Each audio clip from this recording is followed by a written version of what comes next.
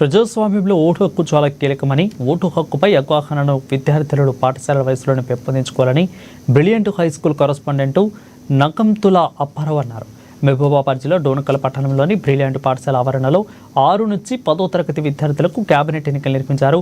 Vote హక్కును సుమారు 256 మంది విద్యార్థులకు వినియోగించుకున్నారు. ఈ సందర్భంగా విద్యార్థులు మాట్లాడుతూ దేశ భవిష్యత్తు తరగతి గది నుంచి నిర్మాణమవుతుందని అన్నారు. దీనిని మనం సద్వినియోగం చేసుకుని దేశ భవిష్యత్తు కాపాడాలని సూచించారు.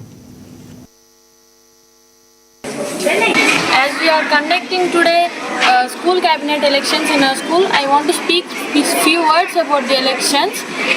We are conducting the elections in our country, but as according to our country elections and our school elections, there is a lot of difference, because in our country and in our state MLA, MLC elections, they will give the money and they will offer the gifts to the people, and they make them to give a vote for them.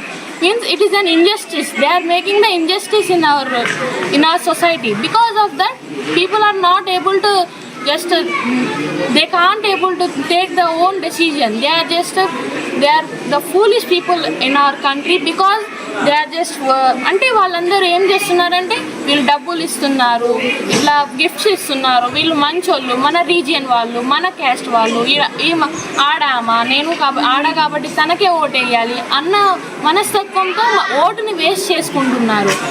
సరైన లీడర్ని అస్సలు చూస్ చేసుకోవట్లేదు.